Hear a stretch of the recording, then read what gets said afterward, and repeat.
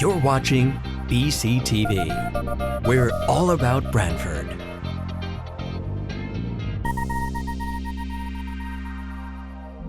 You're watching BCTV, Branford Government Television, a service of Branford Community Television. This program is brought to you in part through the support of the town of Branford. Okay, we're going to get started for the Town of Branford Board of Finance meeting for February 24th, 2025.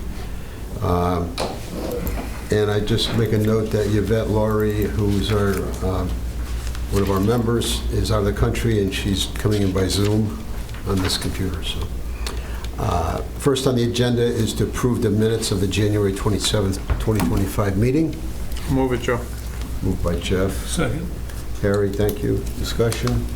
All in favor? Aye. Thank you. Second is citizens' comments. If anyone from the audience would like to address any of the agenda items, they're welcome to do so now. John?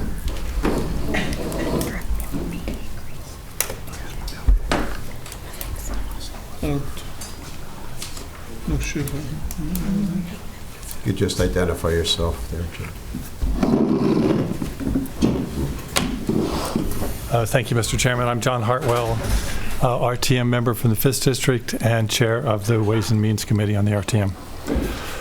As you know, the RTM's budget meeting last May, at that meeting we requested that the Board of Finance mitigate the 2024 tax increase by bringing forward a greater amount of the undesignated fund.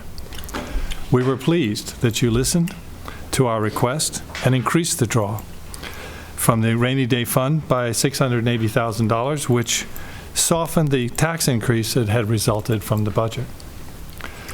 Looking at tonight's agenda, I see that you're now considering a $10 to $11 million draw from the rainy day fund to pay for some items in advance rather than putting them in the operating budget. Additionally, you may also assign an additional $6 million of fund balances for other needs, like offsetting potential shortfalls in federal government grants to our schools, which is a concern that I raised recently in a letter to the editor. I believe the RTM will support these moves and work with the administration, with the Board of Education, and yourselves in this challenging time, keeping taxes as low as possible while delivering the high-quality services that our town deserves is everyone's objective. Thank you. Thank you. Is there anyone else who'd like to address the board? Okay. If not, we'll go to item number 3, 4, 5, and 6, and we will have a presentation by the Focus Partners with regards to the Town of Branford's Police Pension Fund plan for the quarter ended December 31st, 2024, and that'll followed by the other post-employment benefits, trust, portfolio, and after that the volunteer fire pension plan, and then the wrap-up will be the Coastal Resiliency Fund. Michael, welcome. Thank you, Mr. Chairman. Good evening to the Board of Finance. I see you have a very full agenda this evening, so I will try and be as brief as I can. We'll start with our acronym as we developed each quarter, which is FIRST, starting with F for fiscal policy, I for inflation, R for ratios, S for spenders, also known as consumers, and then a little bit of a phrase for the final T, which is tune out the forecasts. So starting with fiscal policy, we certainly are well aware that the fiscal policy is a contentious topic in Washington, but without getting into too much kind of opinion on it, there are a couple of points that I think are noteworthy.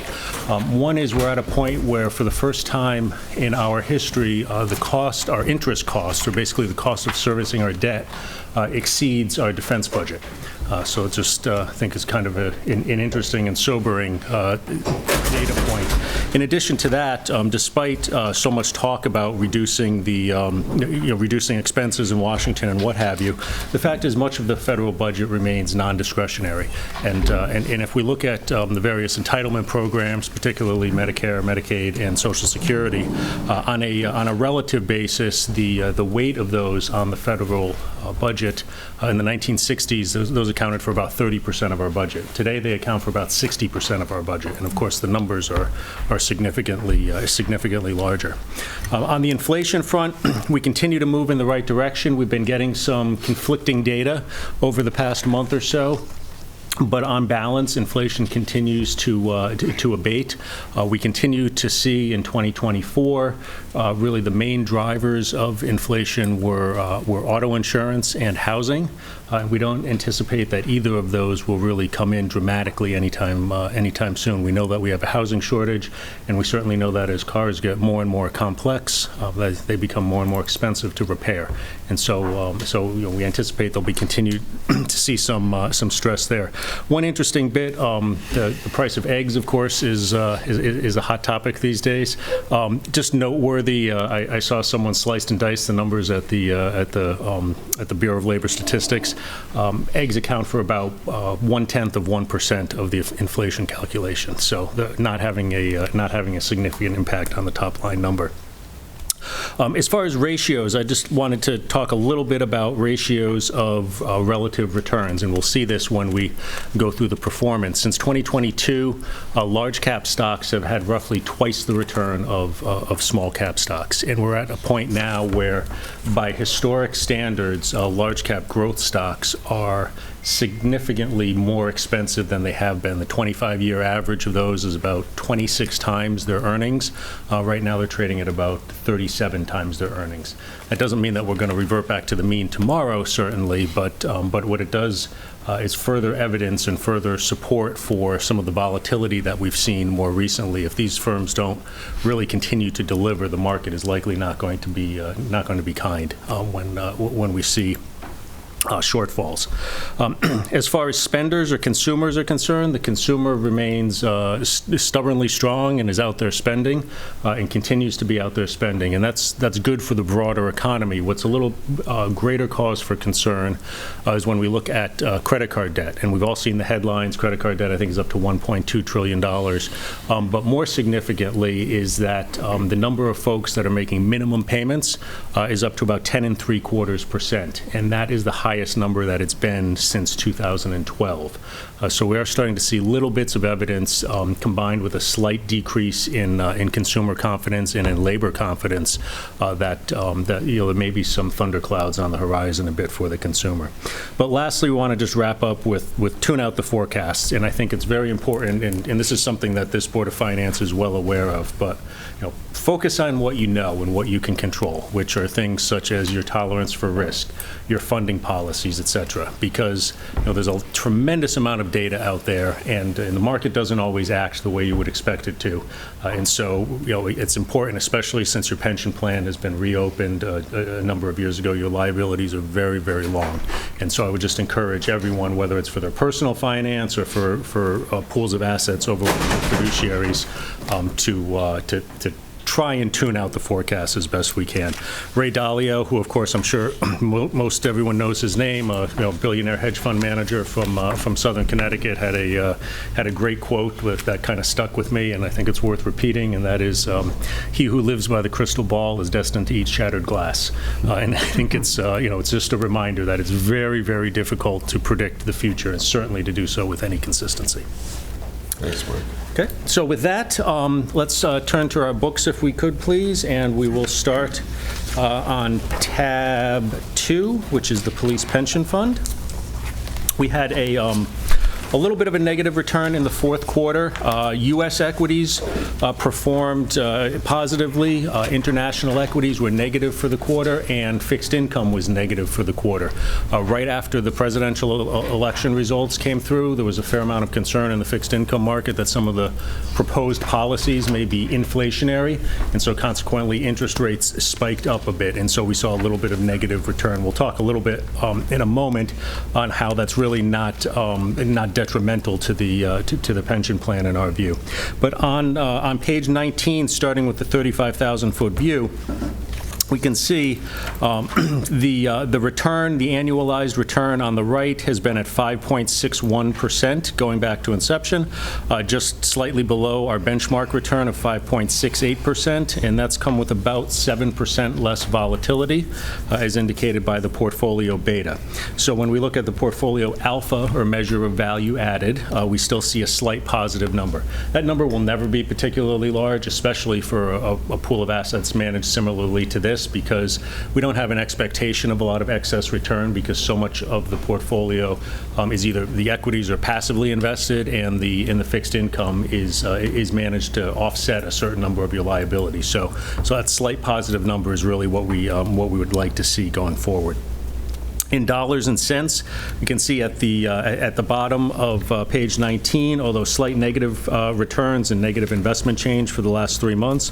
When we look back for the trailing 1 year, we started 2024 at $29,491,000. We had about $645,000 worth of withdrawals and $1.85 million in earnings. Longer term, the beginning value on 4/1/03 was $8.3 million. We've had about $950,000 in net withdrawals, and the market has provided $23 million in earnings, bringing us to the ending value of $30,697,000. Since the end of the quarter, we've had a little bit of appreciation in the portfolio, about $97,000 in inflows and just under $2 million in outflows or benefit payments, and $1.83 million in earnings. So the value as of Friday's close was $31,077,000. As far as the asset allocation is concerned, we're really right on target, if you will. We're just 6 basis points behind the fixed income target, and about 1.7% ahead of the equity target because of the relative strength of the equity markets more recently, and we're a little bit underweight in cash. But we anticipate being underweight in cash at this point in the year, since we pre-fund cash for benefit payments in anticipation of the next contribution coming in at the beginning of the next fiscal year or in July. Okay. So there's no recommendation to rebalance the portfolio today. And then just the last comment I wanted to make is on page 18. If I mentioned that fixed income struggled a bit during the quarter as interest rates have come up, and you can see that put a negative return of minus 5.39%. But it is noteworthy that you, of course, hold the individual bonds. You don't have a bond fund per se, and so all your bonds have fixed maturity values, or par values as they're known. So while we've seen a little bit of a decline in value of the bonds, it's important to remember that the bond portfolio is structured to offset a certain number of years of liabilities, and the bonds will tend to mature back to their par value. So the closing value of the bond portfolio was $13,788,000, but the par value is just over $1 million more than that, at $14,844,000. So we'll kind of have that natural appreciation as bonds mature. Okay. Thanks. Any questions on this? Okay, so moving on to tab 2, we can discuss the OPEB.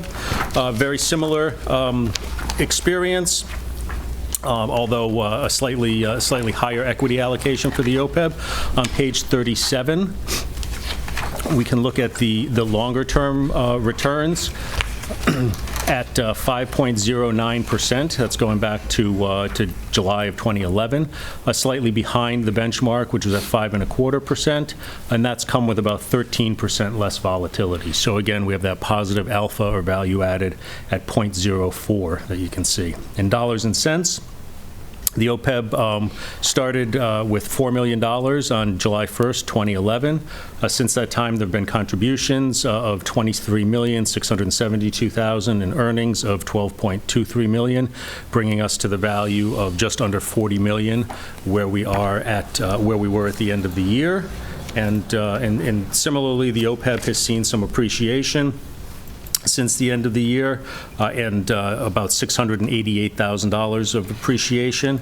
And of course, there have been net outflows because benefit payments are being made from the OPEB of $280,000.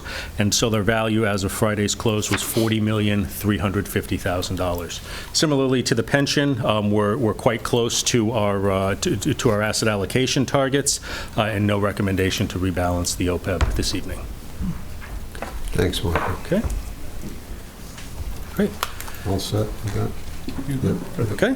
Okay. So let's move on to the volunteer fire plan. This is a very similar experience, and that's on tab 4, excuse me, page 54. Very similar portfolio to that of the police pension plan, with the one exception that because it's a smaller pool of assets, it has a bond index fund rather than individual bonds. And this money was, of course, separated from the combined police and fire pension back in December of 2015. On page 54, we can see the return annualized at 5.79% versus a benchmark of 6.15, which has come with about 6% less volatility, and that translates to an alpha basically at 0 or flat. In other words, we've had performance on par with the risk quotient. The relative underperformance and relative low volatility in the OPEB is really a function of just the way it's been funded and in the dollar cost averaging. But we've dollar cost averaged starting with a much lower base, so the cash has a bigger impact at any given point in time, or at least it has until the OPEB was heavily funded more recently. In terms of, or since the end of the year, rather, really no contributions or withdrawals to the fire pension, other than some ancillary for fees and the like, and then earnings of about $54,700, which brings us to an ending value of $1,854,000, and again very close to our policy benchmarks. We're underweight in fixed income by about 1.5%, overweight in equities by about 1.25%, and overweight in cash by about 0.25%. So again, no recommendation to rebalance this portfolio as well. Okay. Thanks, Michael. Okay. Looks all set on this. Okay, great. Okay. So then we can move on to the Coastal Resiliency Fund, which is tab 5. This fund a little more restricted in the way that it's invested because of statute. So this fund is about 68% in fixed income, about 32% in equities, and on page 67 we can see that in the relatively short history of the Coastal Resiliency Fund, we just crossed the 3-year mark last October. The return has averaged 2.07%, ahead of its benchmark at 1.62, and the portfolio volatility has been about 10% less than that of the benchmark. So that leads to that positive alpha or value added you see of 0.05. Much like the pension, but kind of the opposite. We would expect that number to come in because the Coastal Resiliency is passively invested for the most part.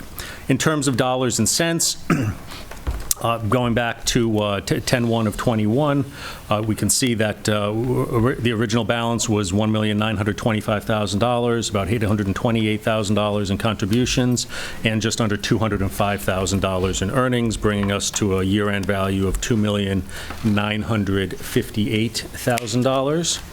And since the end of the year, no contributions and withdrawals, and just over $39,000 in earnings. So our closing value on Friday was $2,995,500. And here we are also close to our policy. Our policy is 65% in bonds. We're at 63.5% in bonds, and then similarly overweight to equities by about 1.5%. Okay, thanks. And then if I may make just one more comment. Sure. Tab 6. This is just a brief update on your fixed income manager, Mesero. Mesero announced I believe it was either late last year or early January. I don't recall the specific date, but Mesro is selling off. Mesro is an asset manager, and the majority of their businesses are what are commonly referred to as alternatives, hedge funds and the like, and they are divesting of their traditional asset classes. So the team that manages your fixed income portfolio is being acquired by MetLife. That is scheduled to close February 28th. So that, it's next week. We anticipate that will happen. We discussed this with the finance director. All the contracts will be assigned, so it doesn't require any action on your part. We don't have any concerns about this. The team that you work with at Mesro, or the team that works on your portfolio, is going over to MetLife, and so it'll be managed in a substantially similar way. The potential upside to it is MetLife, of course, is a much larger organization, and so theoretically they may have access to more bonds and the like. But for practical purposes, we really view this as sort of a non-event. And so long as that we continue to have the same team that's making decisions and continue to have access to them, we're comfortable with the change at this point. Okay. Thank you, Michael. Any questions? Jim? Thank you. Yeah, this one, Michael, is for you, and since I'll be talking a lot tonight, maybe you could speak to it. Later on this agenda, there is a request before the board to put additional money into these two funds, the CRF and the pension fund. The CRF, as you've described, is pretty much outlined by statute in terms of how those new dollars will be invested. We've talked about with Michael, and we've talked with the actuary. If this item were to get approved by the Board of Finance and the RTM, what sort of things that we're looking at, and one of the things potentially that we'd be looking at a future meeting is to at least look at perhaps changing the investment policy, but those are some things we're looking at. But Michael can walk through the whole list of things we've been looking at, because we've been discussing it probably multiple times in the last, I would say, month or so. Yep. So. Okay. Thanks, Mike. Jim. So, just to echo or expand upon what Mr. Finch said, should the Board of Finance and the RTM approve this additional funding for the pension, we modeled out a number of different things, and ultimately came to the conclusion that because of the way Branford has long managed its pension, with an eye or an ear towards liabilities, more so than just pure asset performance, our recommendation is, and based on a fair amount of analysis and back and forth, would be that if you do move forward with this, those dollars, we would suggest, assuming that there's not a significant change to the yield curve between now and then, that those dollars be invested in fixed income. And the idea essentially is that we're at a point now where for the first time in many years, we're able to get some yield from our bond portfolio, somewhere in the probably 4.5% to 5% or so range with your mix of treasuries and corporate bonds, and so using what we did was we worked with the finance director as well as the actuary, and looked at the current yield curve and basically discounted your projected liabilities back to today. And so you've long had certain liabilities immunized, as it's called.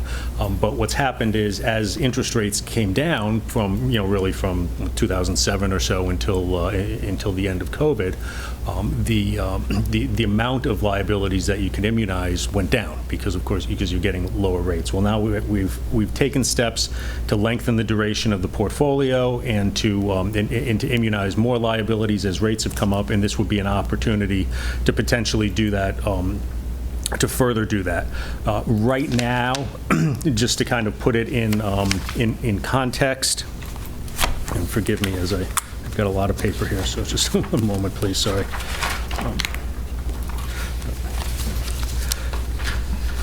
Right now, based on the current allocation to fixed income, you're immunizing approximately 6 years of liabilities, slightly less. If the proposed funding to the pension is approved and we were able to invest At today's rates, we're looking at being able to immunize closer to 9 years of liabilities, assuming that those dollars are allocated to fixed income. It's also noteworthy that although historically we would think that more fixed income would reduce your return expectations, we went through the asset allocation study process, and so we would bring the target fixed income from its current 55% to 62.5%. That's just the way the math works out with the contribution that's being proposed, and in that would not do significant, have a significant issue with your expected return. We reviewed that with the actuary. The actuary was comfortable with it because it's sort of a strategic plan, if you will, and quite frankly, over the past 6 months or so, we've seen return expectations for fixed income actually come up a little bit as rates have come up, because a good indicator as to what your bond return will be is kind of the yield that you buy in at when you make a purchase. And so, just sort of to make a long story short, if we were to do that at current assumptions, the long-term expected return for the asset allocation will be at 6.4%, which is consistent with what your actuary is projecting. So, for what it's worth, we as your investment consultant think this is a wise decision. Branford, of course, has a pristine credit rating, and with a fully funded OPEB, you're one of just a handful in the state that have that, and a very diligent pension funding, but overfunding it would allow you to immunize more liabilities as you've taken on more liabilities when you reopened the plan, while at the same time it should reduce the funding requirements in years going forward, because you're starting with a bigger principal balance, if you will. Sure. Thank you, Michael. Thank you. Very good information. Questions from Michael on this? Yvette, do you have any questions? Sorry, unmuting. No, I'm understanding. It's great. Thank you. Okay. All right. Okay. Thank you. Thanks. Thank you. Thank you, Mike. Okay. Item number 7 is to consider and appropriate approve a transfer request from the Director of Human Resources pursuant to the collective bargaining agreement for the police union contract and dispatcher's contract for 2025. There's a request to transfer from contingency $1,124,507 into various accounts, wages and salaries $555,369, overtime $46,864, public events $7,660, vacation $17,763, holiday pay $20,933, sick pay $10,104, retroactive wages $457,134, and accrued payroll expense $86,80 for a total of $1,124,507. Welcome, Margaret. Thank you, Joe. Glad to be here at this final phase of these 3 contract negotiations and asking your approval for the transfers.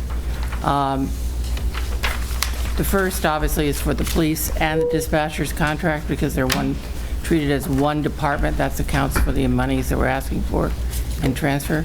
These monies requested have, of course, been reviewed by First Selectman and the Director of Finance, so we're comfortable in our recommendations at this time. Request a transfer request.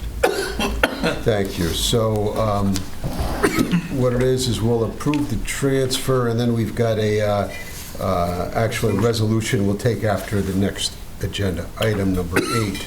So why don't we move on item number 7? I'll move it, Joe. Moved by Jeff. I'll second. Second by Pam. Oh, seconded by Yvette. We'll give her that. Harry, you okay? Yeah.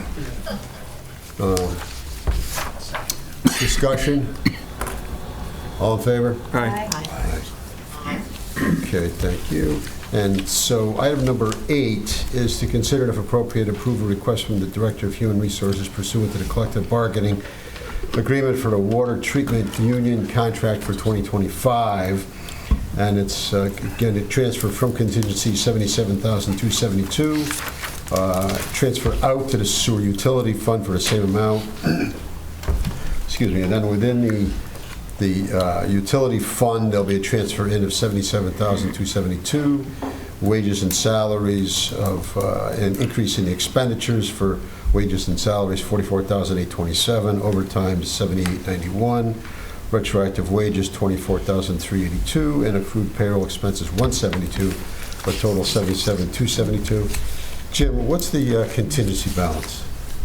Okay, it's a little trickier tonight. It's the first time we're actually appropriating money into contingency and out of contingency. But when you net all of that out, Joe, the balance in contingency will be $539,924. $539,924? Yes. Okay, thank you. Margaret, any comments on this? And again, very pleased to be here to finalize this final contract. These are retroactive adjustments going back to July 1st of 2023. And we request the transfers. Back to 2023 for both of them, right? 2021 for the police and police. dispatch. Okay. Police and dispatchers, and 23 for the water And treatment. the RTM has approved all of these. Absolutely, as well as the administrative committees associated with those. And what's the inherent rates in these? Again, a little bit trickier than usual. For the water treatment, we had overall 2.5% increase Yeah. retroactively. And then for the police and dispatchers, 2.5%. This year, we had a retention adjustment included for a total of 5.3% besides the general wage increase. For the dispatchers? And police. And police, right? That's correct.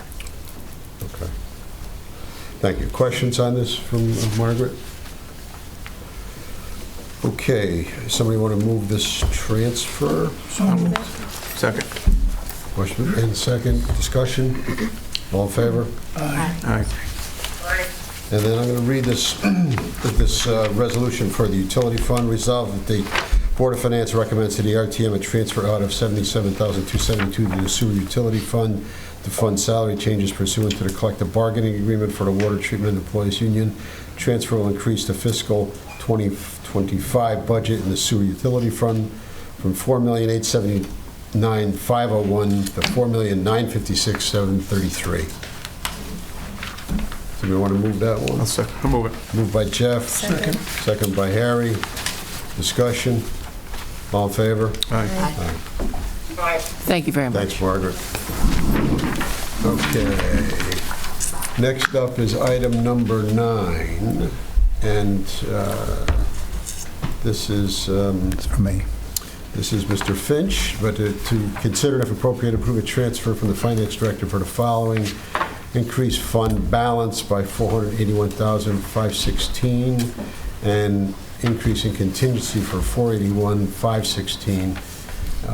I will read the resolution here proposed as resolved that the Board of Finance recommends to the RTM an increase in appropriations for fiscal 2025 general fund budget from $135,311,096 to $135,792,612. This increase will be funded through an appropriation from fund balance to be used to supplement the contingency account to cover retroactive wages.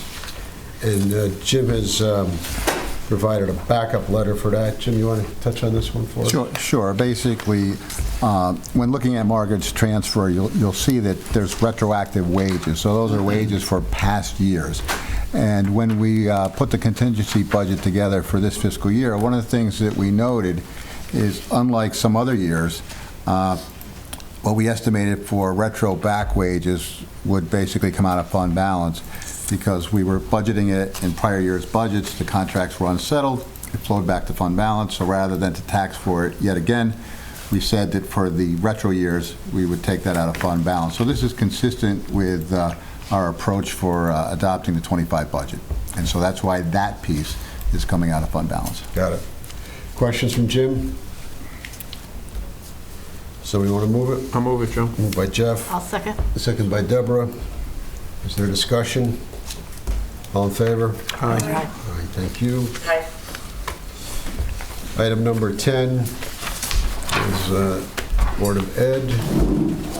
to consider and if appropriate, approve additional appropriation request from the Board of Education for $300,000 to address a projected deficit in special ed out-of-district tuition.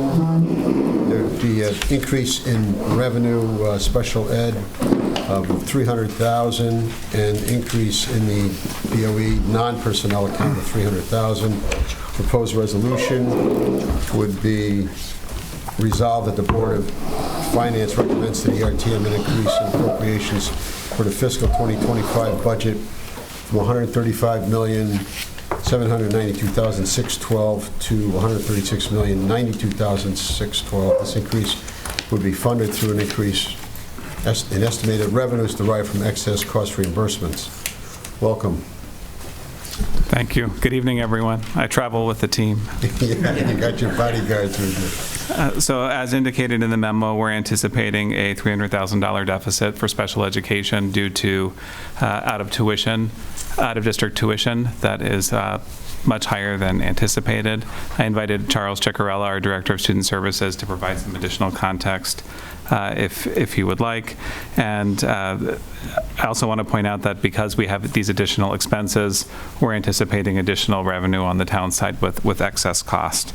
And this will put us in a better position to make sure we're balancing our budget for the remainder of the year. I'll also invite Blaise if he wants to add some additional context there as well. That's great, yeah. Sure. Chuck? Sure. So when students have needs that require educational services that go beyond what the Board of Education can manage in our walls, in our district, we're obligated by law and really ethics and morals to find placements that would otherwise be able to service them. Those placements require tuition costs.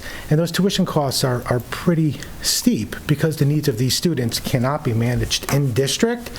So they need specialized schools, smaller, more staff, more training, et cetera. So with that is a cost that comes with it. Once the district expends a certain amount of money per student, we are eligible for what they call the excess cost reimbursement from the state. Once we spend 4.5 times our per pupil cost, theoretically, it's about $103,000 right now.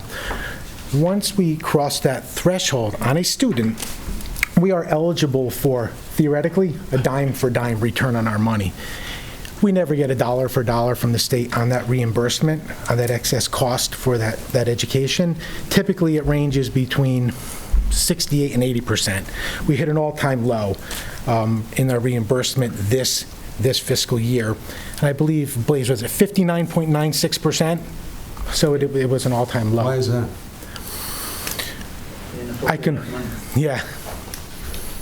Yeah.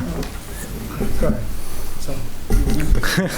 We got a lot of microphones here. Yeah, it's better. The state, every year it runs, the state doesn't appropriate enough funds to cover excess costs. So we're legally entitled to 85% of the reimbursement, that's the law, but they don't appropriate enough funds, and so then they divide it equally amongst the actual allocation that they have. We all ended up at 59.96. This is everybody that's getting this in our peer group. So it's an all-time low. It is, for context, if you're following the governor's budget, it's one of the main things that he put funding for, an additional $40-something million specifically for excess cost to help fund this shortfall, but that doesn't actually take effect till fiscal 27. But the good news is there definitely seems to be some momentum. For us still, even at the number that, at the 59.96%, we'll still receive, based on our a very accurate projection that Charles's team does, is it is really dollar for dollar, it's very formulaic. We're still expected to be significantly over what's currently budgeted by at least a minimum of $300,000. That's being very conservative. So it really should be much north of that. It actually kind of has been coming in north of that because we've sort of been seeing this increasing trend.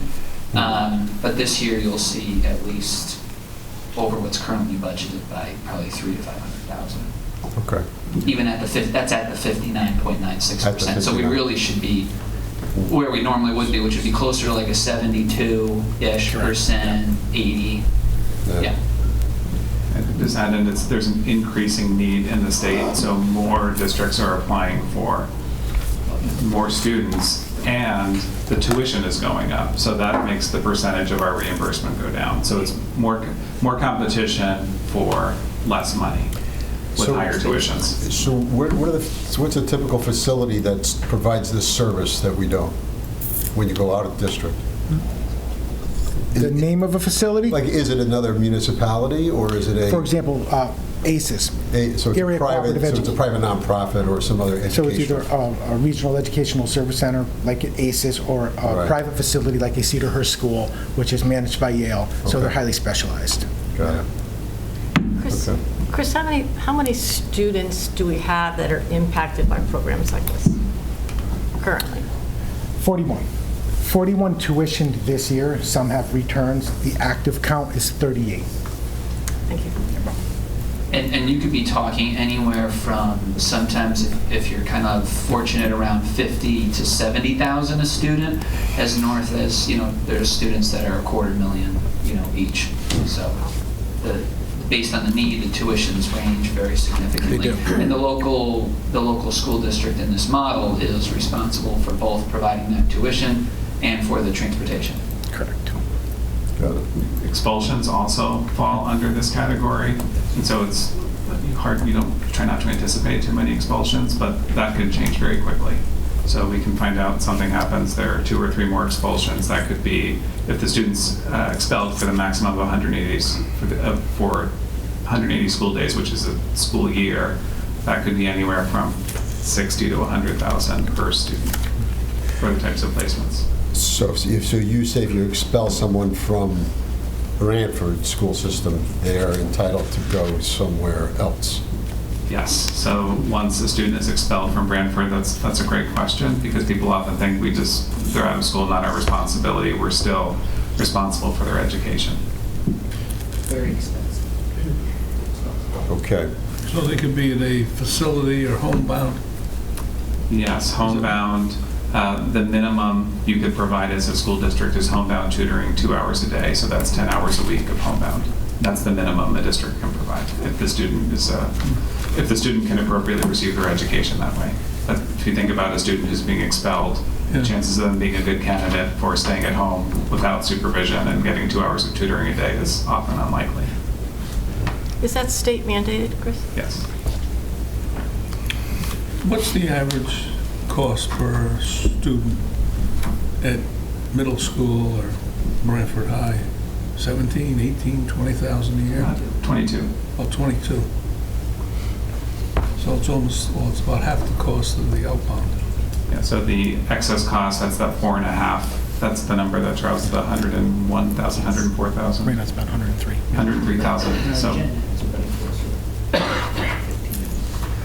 Okay, other questions? Someone want to move this? I will. I'll second it. Moved by Harry, seconded by Jeff. Additional discussion? All in favor? Aye.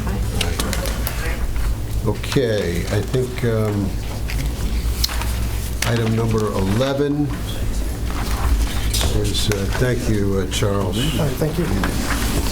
Item number 11 is to act on requests from the Board of Education to reallocate capital projects. We have a memo from Chris and others. Do you want to go over it with us?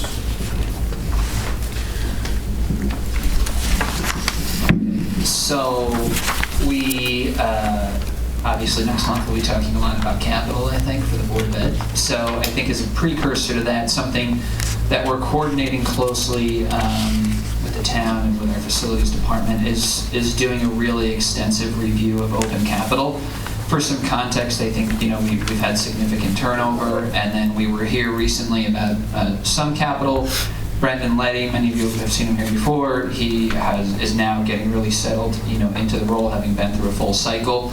But we're really, I think you've probably seen a significant pickup in the capital we've executed, kind of over the last year in comparison to the execution rate maybe for the last few years. So we're getting caught up on kind of some open capital that's been building for a few years. As we are piecing together the capital program and really looking forward thinking, we're reorganizing things in what would maybe be a more effective way, especially with the open capital, and then trying to leverage some smart investments that will buy us a lot more time as we do the master plan. And we know the master plan, a lot of this work we're talking about will be like 10 to 15 years, potentially kind of before things realistically happen. So that's kind of how we're viewing the facilities. The first one is, it was and Brendan, you can cut in at any time. We had two open appropriations for just doing seal coating of the 2 elementary parking lots. And after further inspection by the facilities team, instead of just doing kind of more frequent seal coating, there's a preference to leverage the existing open appropriation and mill about 1.5 inches down and then repave and restripe, extending the life of the parking lot. We kind of have a reasonable idea about what that would cost, and merging these 2 open appropriations into the one would allow us to do that. We coordinate closely with DPW to see if we can leverage, existing work this summer or the Tilcon contract.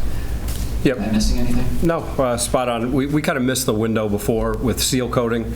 These parking lots are beyond the life of a seal coat. They need to be at least milled and paved.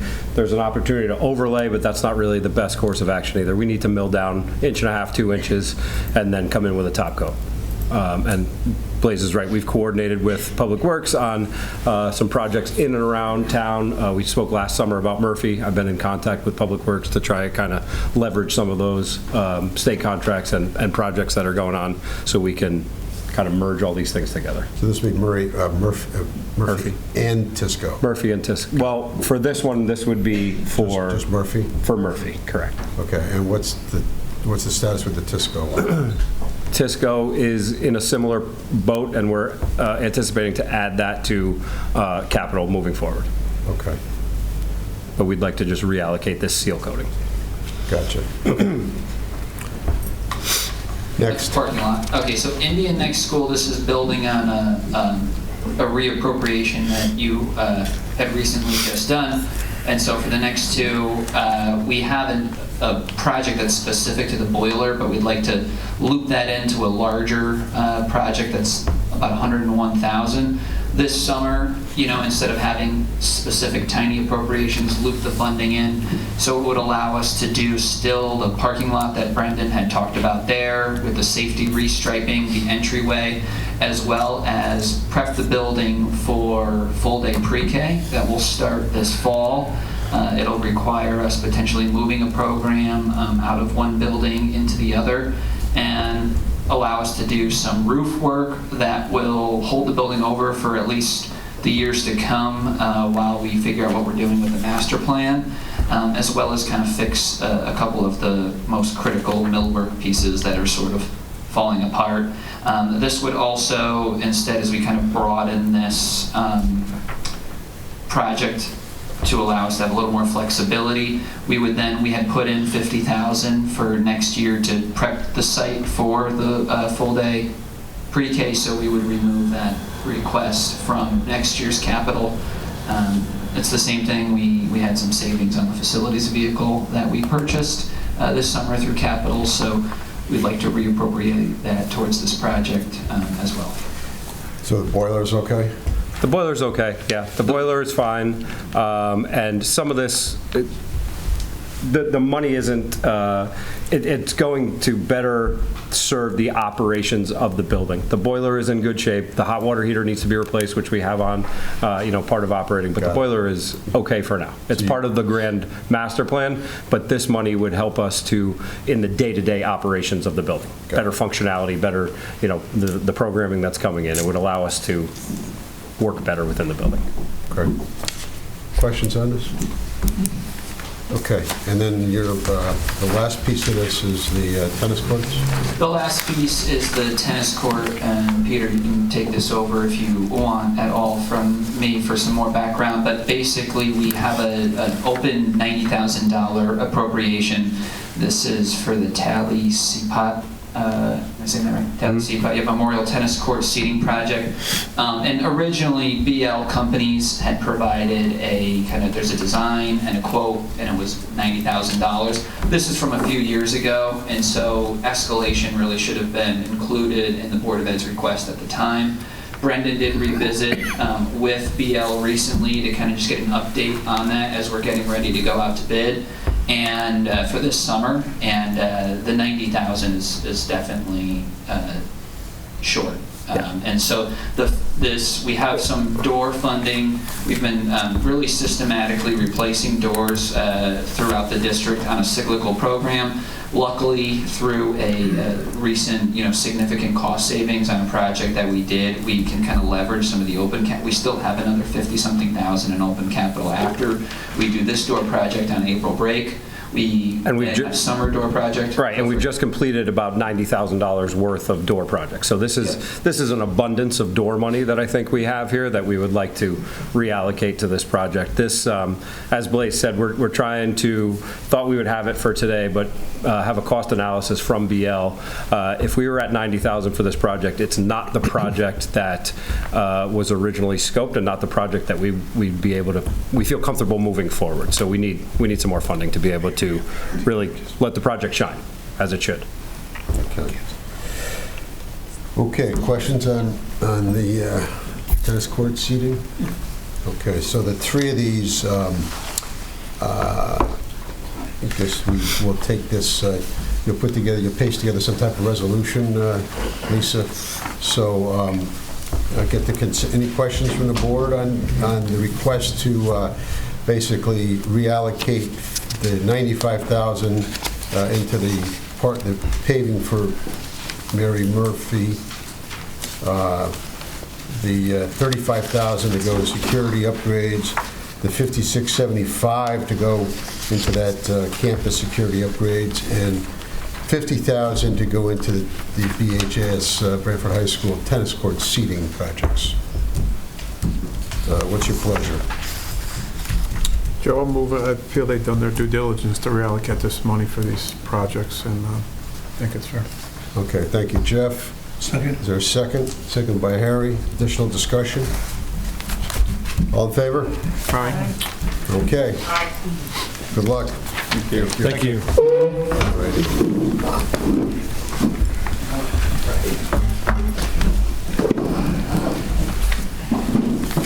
Next is item number 12 is to review a report from the finance director discussing actions to consider in advance of the budget hearings and to act on the following items outlined in the letter. Now, Jim sent me a multi-page letter. It's a letter without pages, but it's a lot of page numbers. There's a lot of pages here. And had a good conversation over the past probably many months, but the last month and a half with Jamie and myself and Jim and others, and this is the outcome is Jim's research, not only at the GFOA level, but national level in addition to that, and discussion with other professionals. And I just want to comment on the really great approach, Jim, that you've worked on and strategy. And so with that, I'll let you walk through it. And thanks to you and Jamie to help put this together. Okay, well, just by way of background, I think you might even say we started this process back in January of '24 when we were looking at some of the town's financial needs. At that time, we were contemplating increases in the public safety departments. So we added the 16 EMTs and the 2 police officers, and so we wanted to look and see what our capacity was at that time. April of the same year, we were looking at what could be the potential impact of a revaluation. I referred to it as, at the last meeting, we didn't have any numbers in the changes in value, so it was deterministic, but what it did show is that that the revaluation was going to, in all likelihood, and it's been borne out, create a shift and residential property owners, to residential property owners. And that was also a consideration when the Board of Finance increased the $600,000 out of fund balance at the May meeting. That was discussed in advance of that meeting, at that April meeting, and also during that time period. We did this to also lower the tax increases, as was mentioned earlier. So it was like a 2% increase that year, and that was following, a 1.5% the year before and a 0% the year before that. So, we've been trying to be pretty good about the tax increases, knowing that, we had some challenges in the revaluation down the road. Last meeting we were at, if you heard me through my coughing, we talked about some of the strategies that the Board of Finance and the RTM could consider in advance of the budget process. And that was looking at reserves in a variety of areas. I think I said, in a somewhat light phrase, you could almost play the fund balance game, fund balance as, and then fill in the blank. And some of those blanks were reducing liabilities. Some of those blanks were reducing future expenditures. Some of those blanks were looking at it in terms of revenues. We talked about possibly leveraging the town's ability for smaller bond issues where it made sense, and just to look at a variety of funding strategies. So this letter incorporates many, not all, but many of those strategies, and so it's outlined in a way that talks about the use of reserves. It also introduces something that we haven't done as much in Branford, and that is basically assigning fund balance. The assignment is sort of it's less than an appropriation, but you're basically acknowledging that you're putting money aside for the resources. This is sort of depending on how you look at it, a good or bad analogy, but the way I would explain it to folks who haven't heard these terms before is, I'll use myself as an example. I graduate from college, and as far as my dating life goes, I'm unassigned. Okay, so I'm not assigned to anything or anyone. Then I meet someone.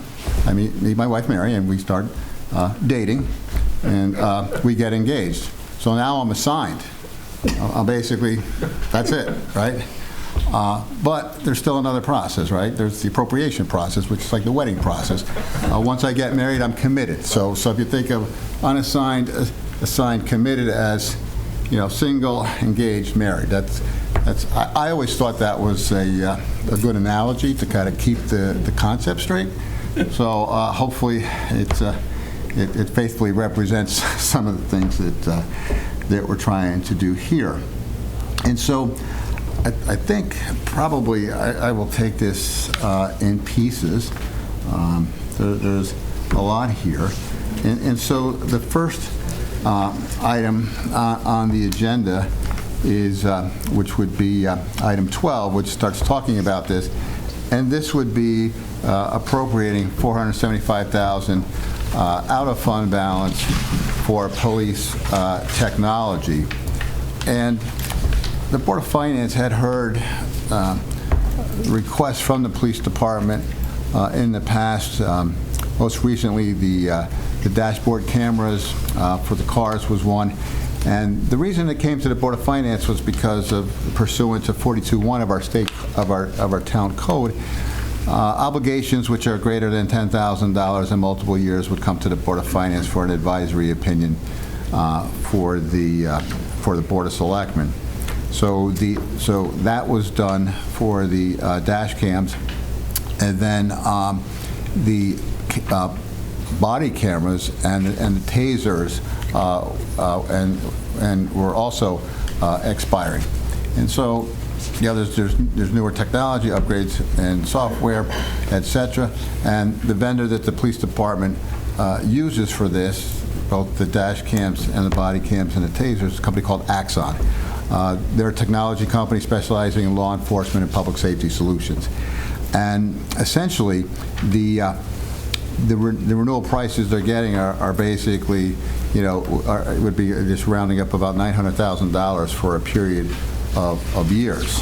And so the thought here is, like we've done when we've had other type of significant purchases that occur over time, is to set up a sinking fund for the police technology. And so what I've outlined is priming this sinking fund with $475,000, and then the operating budget through the IT budget would then be funding approximately $100,000 for next year, as opposed to funding what would be normally required without that, which, so the body cameras and tasers, for example, would be 166, and then the dash software would be 57. So instead of spending 223, we'd start with 100, but we have the 475 priming it, and then you can see what this effectively does is it smooths out the appropriations over a period of years. There's another sheet in the attachment which basically shows the increases and some of it in the initial contract, and then you have the projected renewals, and then you have even after that. Just trying to look out over a period of years. Obviously, when those contracts come up, they could be higher increases. Somewhat arbitrarily, I use 7%. The current contract we have has 4% escalators each year. So again, I put the 7% in, put an escalator in, and there may be some product enhancements as well. Not an expert at pricing public safety technology, so it is an approach, but it's obviously, like any of these sinking funds, you have to evaluate them on a year-to-year basis. So Jim, thank you. Why don't we do this? Why don't we'll pause and follow the agenda so that we can take care of this resolution and move on to the next one. So that's good information, and as Jim said, there's that worksheet in the back that demonstrates what Jim put together with the chief on this. Are there questions on the concept, or if we want, then if it's okay, I'll read this proposed resolution. Resolve that the Board of Finance recommend to the RTM an increase in appropriations for fiscal 25. General fund budget from $136,092,612 to $136,567,612. This increase will be funded through an appropriation from fund balance and used to establish a police technology fund.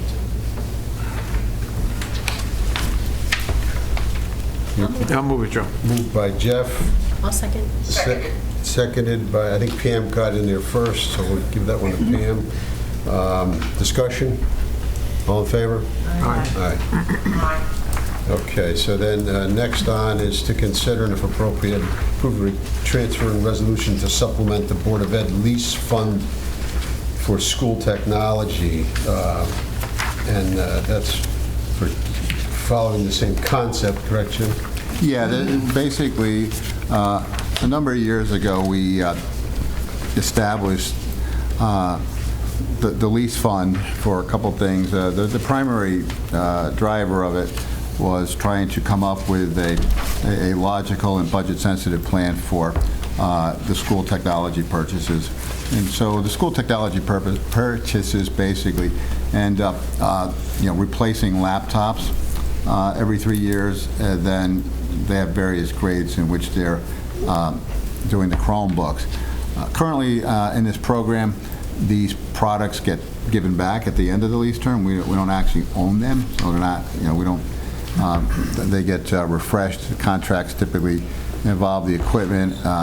There's an insurance component with them as well. And kind of looking out and talking with the Board of Ed and what they're looking at in their budget next year, as well as what we're looking at, it's clear to me that we would have a shortfall. So what the $250,000 does is it at least gets us through fiscal 27. And so I did do an attachment, just round it up a little bit. You could see for you got the, for July 25, which is fiscal year 26, the budget that we're talking about, the estimates are basically $122,000 per year for the Chromebooks, 4 years, and $120,300 for the staff laptops. And then we're looking at out at 26, which is fiscal year 27, and then July 27, which is fiscal year 28. Also looking, saying, well, what if those went up to 30,000 from 122 and 140,000 from 130? Again, no guarantees. We don't know what the state of the world's going to be, the state of our trading partners, et cetera, but nevertheless, it forms a framework for a plan, and that plan really hinges on the $250,000 out of fund balance. Got it. Okay, so this would increase, the increase of fund balance of $250,000 and increase on the revenue side, and then the increase the expenditure for a transfer out to the lease fund of $250,000. Resolved that the Board of Finance recommends to the RTM an increase in appropriations for fiscal 2025 general fund budget from $136,567,612 to $136,817,612. This increase will be funded through an appropriation from fund balance and be used to increase the contribution to the lease fund for the Board of Ed computer devices. That is the proposed resolution. I'll move it, Joe. Moved by Jeff. I'll second. Seconded by Deborah. Discussion? All in favor? Aye. Aye. Okay, thank you. And next, to consider and if appropriate, approve or transfer and resolution to supplement the Coastal Resiliency Fund. So that's your next piece, Jim. Yep. Okay. The Coastal Resiliency Fund was something that we created back in 2019. In addition, that was the year where we also worked with our state delegation, primarily Christine Cohn, Senator Christine Cohn, who was the co-chair of the Environmental Committee.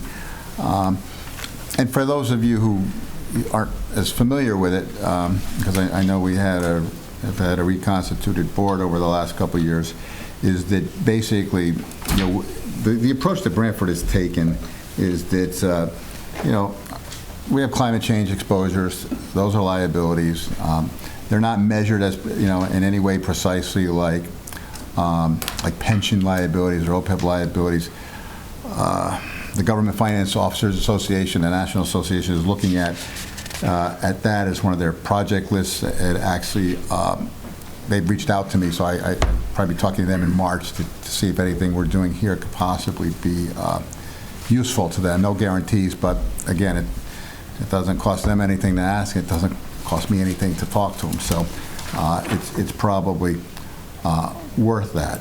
And so again, the whole premise of this was to set money aside, try to have that money grow at a rate that's faster than inflation, and then use those dollars potentially as another funding source in addition to, say, bonding, grants, or pay-as-you-go projects. Now, the initial reaction to this might be, well, okay, well, you're going to actually reduce funding to the Coastal Resiliency Fund next year. And the answer is yes. However, that I've sent an attachment to the memo. It pretty much follows almost exactly kind of the format that I used to introduce the concept back in 2019, and it's a very similar format that we used when making testimony to the legislature. And so, just to give you a way of background, it really shows, okay, here's what we would be doing if we did our incremental approach going forward. We would appropriate $3,685,000 into the fund. I made some assumptions about the return, 6%, and also we don't want the fund to get used up. So when we first set it up, we talked about maybe a maximum draw of 15% of the available balance. And this assumes that you're drawing the money out every year, which hasn't been the case so far. But what it does show is when you do the supplemental appropriation, you basically ratchet down your contribution, and then you increase the contribution $15,000 a year, and then you'll see that by 2035, you will have actually put in more money into the fund than you would have with the incremental approach. And also, if you were taking out 15% a year, you'd have $5.2 million to withdraw versus 4.8. So again, it kind of just takes the original model that we used when we set up the fund and then says, okay, if we back off the gas a little bit, we do a supplemental appropriation. This is what sort of a pro forma result is. Yeah, again, this is sort of using, playing the fund balance game. Fund balance, you're addressing future liabilities. You're using fund balance to maximize your return, and you're also using it in a way that has basically been seen as a positive by our bond rating agencies when they look at what's called environmental, social, and governance. This exercise is deemed to be a good exercise. So, and again, as Michael said in his presentation, tune out the forecast, but there's been some talk. Again, I don't try to react to the headlines as the governor has warned everybody to do, but what if FEMA changes their reimbursement rates, for example, and what if FEMA's slower on processing these claims? Well, this is another funding source in addition to the things I mentioned earlier. So I think it's a prudent use. It's consistent with a philosophy that the town has when they set it up, and like I said, it actually helps the fund in the long run while actually helping us in the next couple of years in terms of our taxing requirements. Thanks, Jim. So this would be amount of $750,000 from fund balance transfer to the Coastal Resiliency Fund, and proposed resolution would be that the Board of Finance recommends to the RTM an increase in appropriation for fiscal 2025 from $136,817,612 to $137,567,612. This increase will be funded through an appropriation from fund balance and used to supplement the Coastal Resiliency Fund. I'll move it. I'll second. Me. That was moved by Pam. You want to second that, Yvette? Sure. Okay, you second by Yvette. Discussion? Thanks, Jim. All in favor? Aye. Aye. All right, thank you. Next is to consider if appropriate approve the following resolution transfer assigning a portion of fund balance for identifiable needs for an accurate cost estimate, for which a accurate cost estimate is unavailable. So this is your next chapter here, Jim. So in this case, the assignment is similar to if you had, money in a bank account and you wanted to assign some of it for maybe a wedding or your child's education. You don't know exactly how much it's going to cost, but you know that that balance in your checking account is probably overstated unless you make some allowance for that. And again, that's what the assignment does. Again, it's not as strong as an appropriation. As I said earlier, the engagement could get broken off, but it does basically communicate to the public that there are actually plans for this. And so first one is Blackstone Library. So I met with the library in January, and they had discussed with me some of the needs that I've identified at the library. I believe in your package that was shared with you saw some pictures of that, and we were talking about possible strategies to do that. There was some talk about maybe funding the library's capital at a higher rate for next year. But I think the question that would come up is, well, how much is it going to cost? And at that point, the answer may not be known. So this is where we went slightly in a different direction on the assignment aspect. And the assignment aspect is to say, I don't know what this is going to cost, but at the present time, and it is somewhat of a guess, but I know that water coming from ceilings, floors, and walls is not a good thing, and hopefully it's less than this, and we could just unassign it. But the thought is, it might be wise to start setting aside some money for that purpose. So the amount of the resolution for the board's assignment is $400,000, and the folks are from the library here tonight to kind of give you a brief overview of what they're encountering, and maybe if there's an update to when we met in January. Sure. You want to come forward?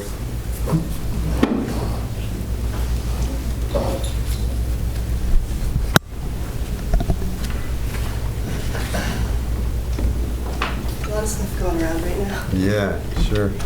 Welcome. Thank you. Thank you so much for having us here.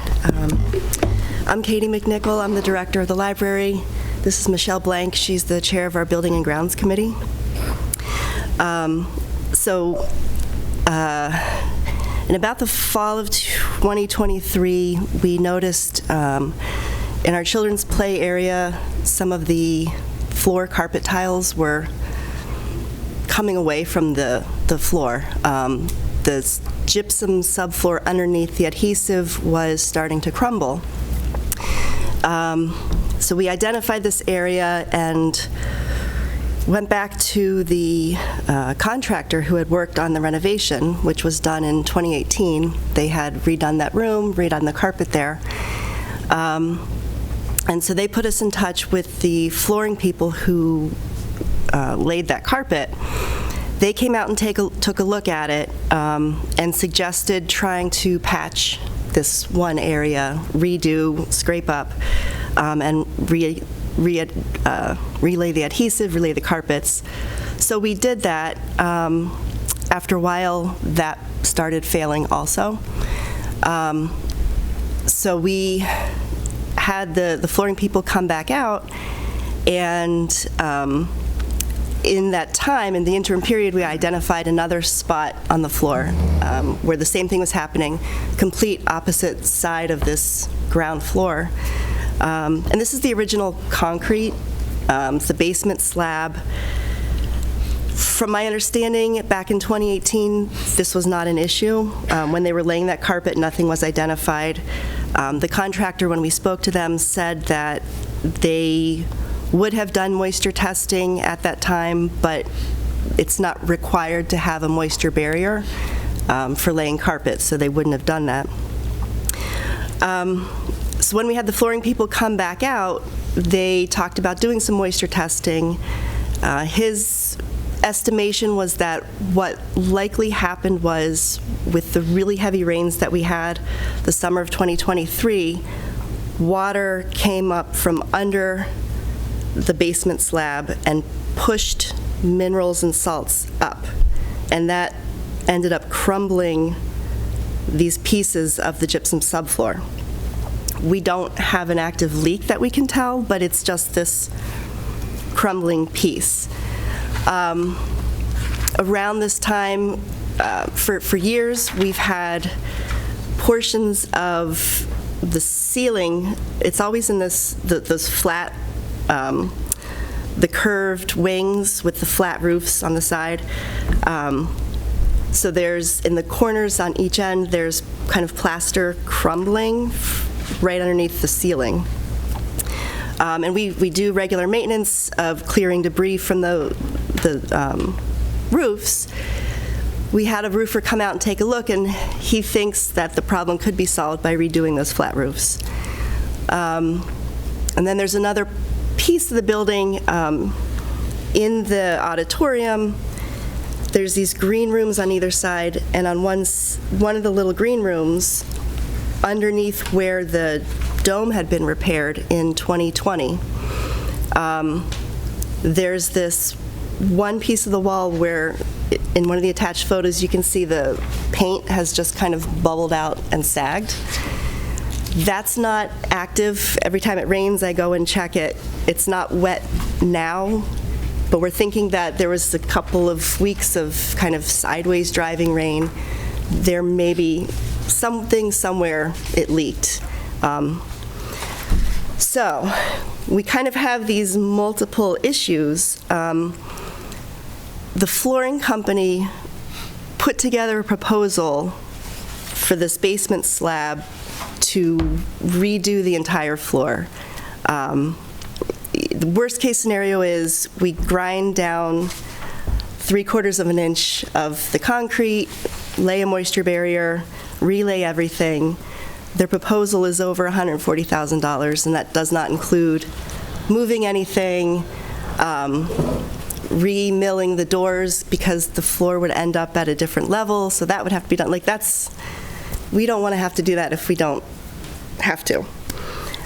So when we got that proposal, kind of taking that into account with all of the other projects that we're seeing, we realized there are some big repair projects coming up, but we first want to engage a firm to do a study so that they can take a look at all of these water infiltration issues and really identify the root cause and give us recommendations, cheap, more expensive, most expensive, so that we can then determine what the best course of action is. So first we'd like to look at doing this study, kind of working with an architect, going back to the contractor who worked on the renovation, just to make sure that everything that needed to be done to code was done, all the appropriate testing was done, and then we can move forward with some actual quotes and some real numbers. Thanks, Katie. Jamie, who was the contractor on this? Downs? Downs. Yep. Downs. And who was the town's representative? Clerk of the Works on this, or? Well, we had the town engineer sat on the building committee, and it's still John Hofferly. Now, I don't think whoever he used to work for was involved with the renovation, but now John is on the committee. Yeah, John was there. Yeah. So do we have any town person who was there, clerk of the works, or representing as the owner's representative or anything on that project? On that project, yeah. Yes. That was the town engineer was involved and attended some of those meetings. Okay. And they have since kept a buildings and grounds, or maybe they had it before, but asked the town engineer to participate in their meetings monthly. Is that monthly, I believe you mean? Yes. Okay. So it's just disappointing because we put a lot of money in that building. It's a beautiful building, but it seems like we're always chasing the solution. Sometimes you're not sure if it's the workmanship or the quality of the work or the quality of the materials that they put in there. Yep. I will just say, Joe, being my recollection from that previous project, I knew there were some issues with around the roof, which the contractor felt that those were addressed, and it sounds like there still may be some areas where it's starting to penetrate again, which that is one that historically the library always has to chase. But I don't ever recall moisture or water infiltration on the lower level ever being an issue until prior to this. Prior to that's my understanding too. So. Yeah, there was, I've been there 14 years, there was carpet down there before the renovation. It was not. No issue. No. I would, go ahead. Sorry. I would imagine when they pulled that carpet up, if there was an issue, it would have been identified and addressed at that time, and I don't recall anything coming up about that. Is there anything done to the outside of the building? Did we change landscaping, grading? Because I know it happened to me because I changed landscaping and I got that crumbling in my basement. Yeah.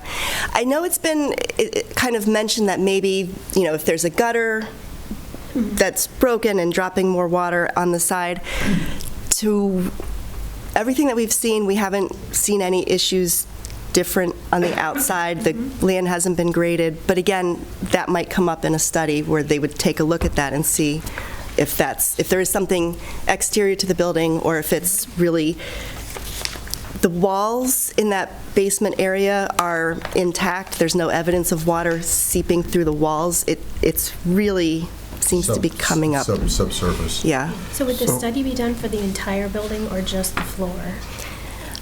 I think the prudent approach at this point would be to look at the entire building, probably focused on these problem areas, but because they're all over, it would be good to really take a look at that, kind of getting out ahead of any issues. You know, it's a 129-year-old building, and we are, 1996 was the last major renovation, and then 2018 was the last one, you know, so we're like 30 years and 8 years out from these renovations. So time, climate change, all these things do have an effect on this building.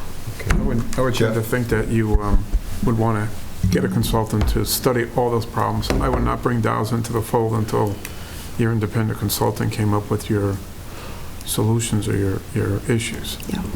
I mean, it seems like we've revisited this several years back where we had that water on the back auditorium. We had fixed that roof, so I think all those areas need to be addressed and looked at. Yeah. Gutters, roofing, et cetera. Yeah. And I'd suggest you do that in coordination, obviously, with the First Selectman's Office and town engineer, so we make sure we're getting the right people looking at this. Yeah, John he's been a great resource for us on the Building and Grounds Committee. When we need names of contractors, he's, you know, helpful in sharing those. So we definitely look for the town's expertise.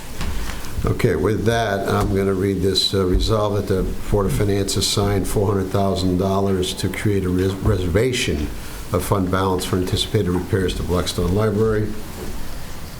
Can I just ask one question, Joe? Sure. We didn't talk about the heating and cooling system. I mean, I know it's beyond its useful life. Are you going to be getting an estimate to improve, replace, or? Yeah, I think that's another thing that we should have looked at. You know, we had the chiller replaced in 2021 around, but there's so many other pieces of that mechanical and the boilers, so we definitely need an engineer to come take a look at that and give us an estimate of and a plan for, you know, replacement, so we can prepare. Thank you. Yeah, so I was a little premature. So you got the what's the abatement? We got lead abatement? In touring the building, we noticed in this back staff area, there's some older tiles that were not addressed. It's a part of the room that was not addressed in the renovation, and John Hofferly said, you might want to have those looked at because those could be asbestos tiles, and if we're doing some repair work and the tiles get chipped, we'll have to make sure we have some abatement in there. Got it. Okay. And anything else that's, you got air handling, you've got new ceiling and grids. Those are other capital requests or items. Those are going to be some things that, down the road. Right, so we sort of had two category of projects that we think we can handle, okay, funding, that we don't have to have extra funding from the town for.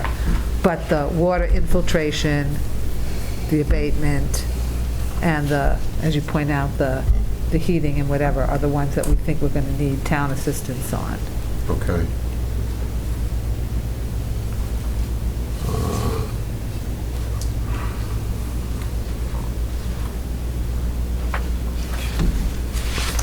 Questions from the board on this? There's a lot to absorb here. I assume you've got numbers on all of these other items as well that you're spending money?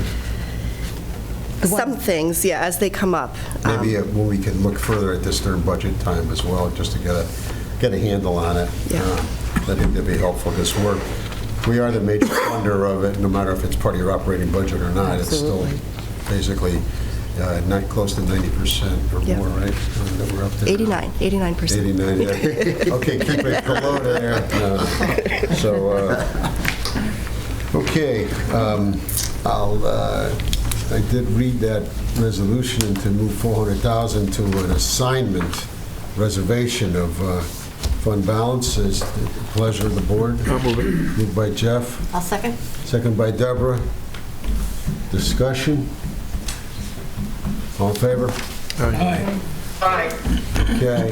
Thank you very much. All set. Thank you for the information. Absolutely. And good luck with the problem. Thank you. Okay. Thank you. All right, Jim, on to the engineering piece of it.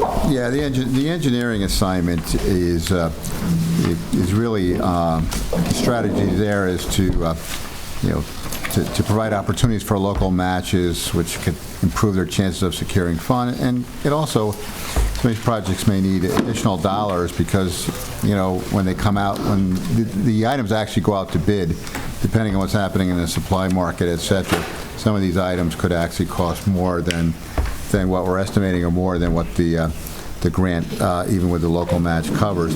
Unfortunately, John Hefferly is out with the flu today, and Jennifer has drawn the short straw from the engineering department. So it's probably a good segue from the library to the engineering department. So she's here. And you did see in your package that John did send a letter where he talks about some of the funding required.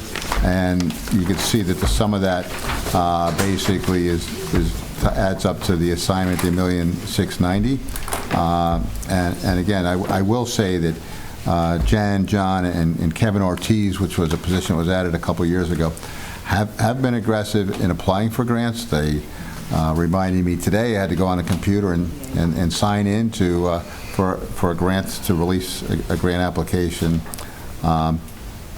this afternoon, actually. And so they don't always get them, but it's not for lack of trying. So with that, Jen. Thanks. Yeah. Welcome, Jennifer. Good evening. Jennifer Aquino, Assistant Town Engineer. So Jim, kind of went through everything we had here in John's letter.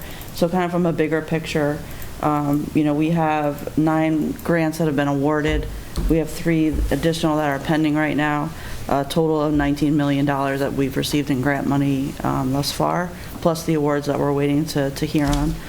Kevin's been really aggressive with his grant applications and spends a lot of time doing that, and it's been pretty successful for us. What we're looking for, the 4 grants specifically for the reservation of funding, the Trolley Trail Bridge improvements, which was a CT Trails grant. We asked for $400,000, and that number was based on prior awards. That was about the average award that was done, so we chose to be more competitive with that, to have the ask be about $400,000, with the project estimate at $750,000. We do have a current $100,000 appropriation, so we're looking for an increase in the appropriation for that. The Stony Creek Wharf repairs was a SHIP grant from 2024. The estimate is $1 million, and the local match is $200,000 on that. That was originated from a study that was done by Race Coastal Engineering, looking at the entirety of the wharf, the wooden part of the wharf down in Stony Creek, giving us a condition of that and making recommendations for the repairs that need to be made to that. The Town Center Sidewalk Rehabilitation is a steep grant, a 25 steep grant that was applied for this month. And that would be the kind of supplement to the Main Street project that'll be starting this spring. And this would include the sidewalk replacement for all the side streets that would connect into Main Street. And that is just applied for and pending. And then today, as Jim alluded to, Kevin submitted for the Linden Avenue grant. It's a PROTECT grant, which is for the resiliency of Linden Avenue in the area where it is subject to erosion. And that project estimate is $5.2 million. It's got a $1,040,000 match to it. So that's the total of what we're asking for the reservation. And if you have any other questions, I'd be happy to help. And just keep in mind that these are, we do our best to try and get the estimate to cover the cost, but they're estimates. They are estimates, so depending on what those bids come in at, there could be adjustments to the local match. Sure. Thanks, Jennifer. Questions from the board on this? So I'll read the proposed resolution. Resolve that the Board of Finance assign $1,690,000 to create a reservation of fund balance for engineering department's anticipated grant match requirements. I'll move it. Moved by Harry. Second. Second by Jeff. Is there discussion? All in favor? Thank you. Thank you, Jennifer. You know, actually, I just have a question for Jim. Just like, for instance, the Linden Avenue project with the erosion, does that fall under coastal resiliency at all, or? It could. The Coastal Resiliency Fund, by definition, could be used for that. But you know, when you see the amount of that project, it's fairly substantial, and so in that model, whereas and again, it's somewhat arbitrary, but we don't want to totally exhaust the fund using that 15%. It wouldn't meet all of that. But I think it's a good question because it illustrates sort of the kind of nature of that fund. So for example, if grants fall short, or we have the ability to bond, but we also have the ability, if we wanted to supplement a piece of it with the Coastal Resiliency Fund, it certainly would do that as well. So in a pinch, it could alleviate some of that burden. Yeah. Thanks. Right. It's just a larger project here. Right. Yeah. Okay, thanks. Anything else? We're good to move to Board of Ed federal funds. Jim, you've... and Blaze is here as well. If there's, I could address it conceptually in terms of global dollars that I've looked at. Blaze is much closer to the details of the Title I staffing, but the origin story here is when, like every government official in early mid-January, trying to decipher some of the directions that were coming from the Federal Office of Policy and Management, and what would be the impact. So Blaze and I had a conversation about it. I was looking at our 23 audit, and I saw that basically, the first one I looked at, I was like, oh my God, we had $7 million worth of federal funding that year. And then as I started looking at it, that was my first 5-second reaction to it. As I started looking at it a little more closely, I was like, well, you have to start backing out the ESSER, you have to start backing out ARPA, the things that we knew were going to go away. And it was roughly about $3.8 million when you netted those things out. Most of that is on the Board of Ed side, really. It's for food and nutrition programs, Title I, special ed, et cetera. And so the thought was similar to what was done, and I'm just looking at the board now, realizing it probably was just Joe and Jeff that were back in, was it 2017, I think it was, or 18, where basically we had for those who might remember, basically the state of Connecticut was going to zero out Branford's state aid. And we had to set a mill rate, the state budget wasn't adopted. And at that time, because of where we were in the process, we basically offset state aid with an appropriation from fund balance. We saw that as somewhat of an asymmetrical risk that we can do this, and the likelihood of it happening wasn't. If it didn't happen, then we wouldn't want to overtax people for it. If it did happen, we had made provisions for it. I think philosophically, I think this is a similar type of approach. I mentioned before it was close to $4 million, 3.8.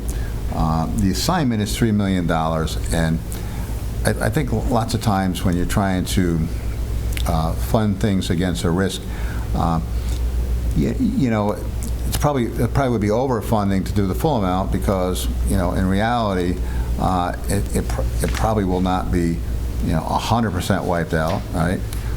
The other thing I think it's important to underscore is my sense is that the state of Connecticut would try to alleviate some of the risk of the loss of federal funding. It's also important to recognize that unlike the town, who basically does property taxes and fee income, the state of Connecticut, as you might guess, has much broader taxing power. So they have other opportunities and tools if they choose to use them to alleviate the burden on that. But I think $3 million is significant, and it basically, if this were to happen, and if it seemed to be that this is something that's going to go on for years, then the town could basically, similar to what we did with the sinking fund, is almost do like a glide path, right? So we would say, okay, if we lost $4 million, well, might we say, okay, we're going to use so much from the assignment, we pull it out and then bring it officially into the budget to offset some of that, and then we'd have to do some of it with taxes and some of it with the smaller state package to offset that, and work those three sides of the triangle to the point where we would eventually wean off it in a worst-case scenario in which the government were to phase it out. And so that's really the strategy. Again, the assignment aspect is, it could happen. You can't really put your finger on an exact amount. So essentially what we're doing is reserving, let's just round up to $4.75 million of that exposure. Okay, questions from Jim on this? Not all good. Read the resolution here. Resolve that the Board of Finance assign $3 million to create a reservation of fund balance to assist the town in establishing a plan to gradually reduce the reliance on these programs of federal funds if this funding is reduced or withdrawn completely. It's also worth noting that we would anticipate some additional assistance from the state under this scenario, since the state has broader taxing powers than Branford. That's a good resolution, Jim. I know you put that one together. Jeff moved it. Yeah. Jeff moved it. I'll second. Seconded by Deborah. Approval by Jim. Discussion? All in favor? Aye. Aye. Thanks. Thanks, Jim. Yep. On that one, okay. Item number 13 is to the Board of Ed's request to use prior year balances to offset the fiscal 26 tax requirements. Blaze, you want to come up? Chris? And we have a letter here from the superintendent.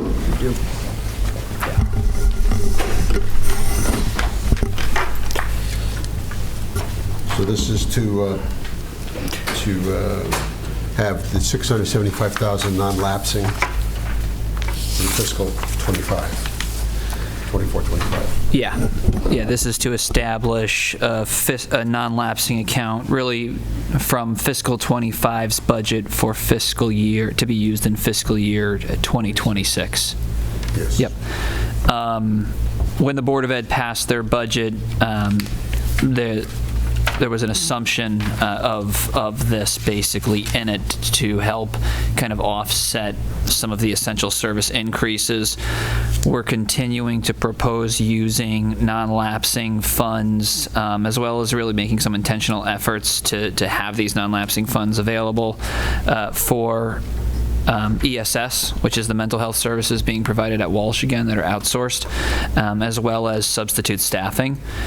Sub-staffing really continues to place a significant pressure, a growing pressure on the budget, and post-COVID there's really, it's almost doubled, and there's really not been a reduction. This is following kind of a statewide trend in increased subutilization. So we've been in talks with our outsourced agency on how we can minimize some of those expenses, but the non-lapsing fund would be to cover those two specific expenses.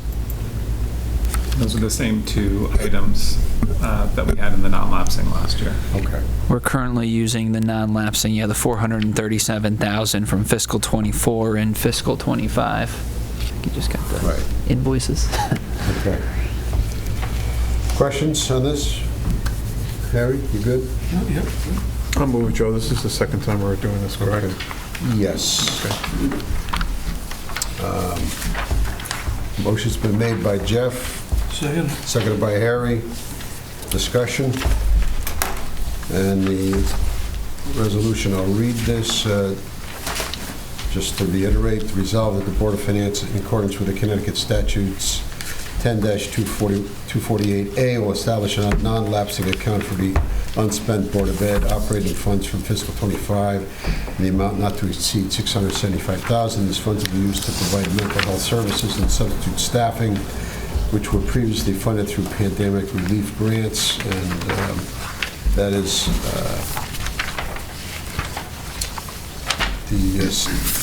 from the general fund, the increase of the fund balance 675 to the non-lapsing Board of Ed fund of $675,000, and within the fund, transfer in and the authorization to expend the money for the non-personnel of $675,000. So that's the recap on the resolution that's been made and seconded.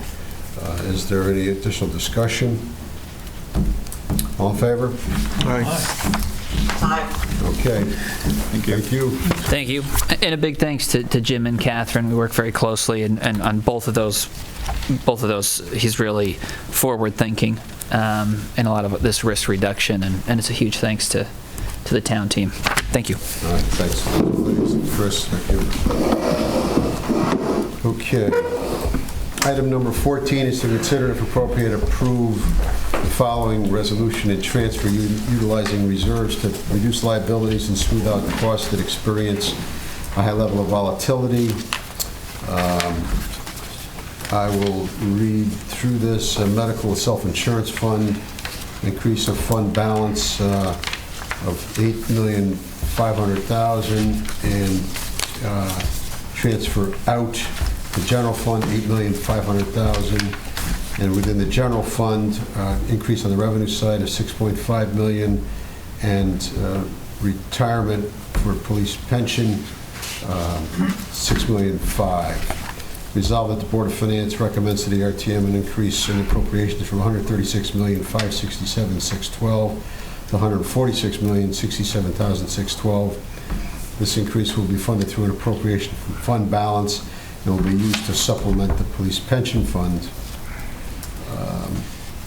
And then the supplemental piece of that is resolved that the Board of Finance assigned $1 million to create a reservation of fund balance for future health insurance costs.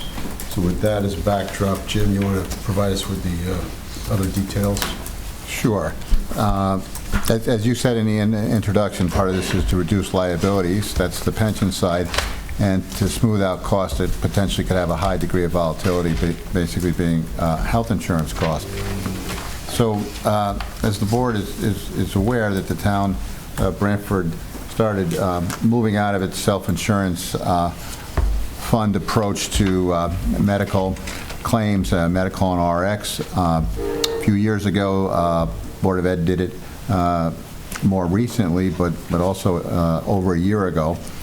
And so those costs are now being premium-based through the state of Connecticut's partnership plan.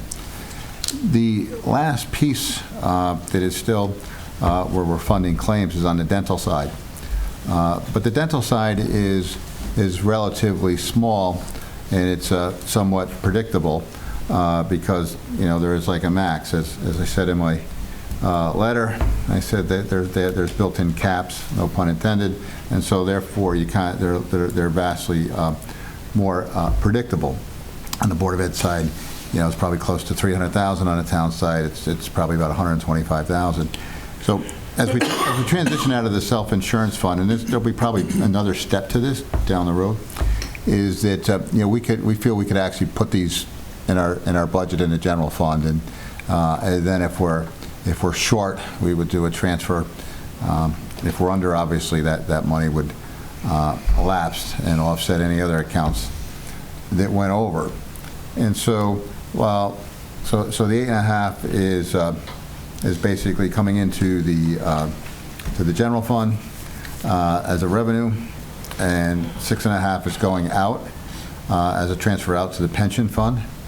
And then $1 million is getting reserved, and then the other $1 million is still obviously going to be in the general fund, which, you know, is also helping to do some of the other things that we're talking about on the agenda tonight.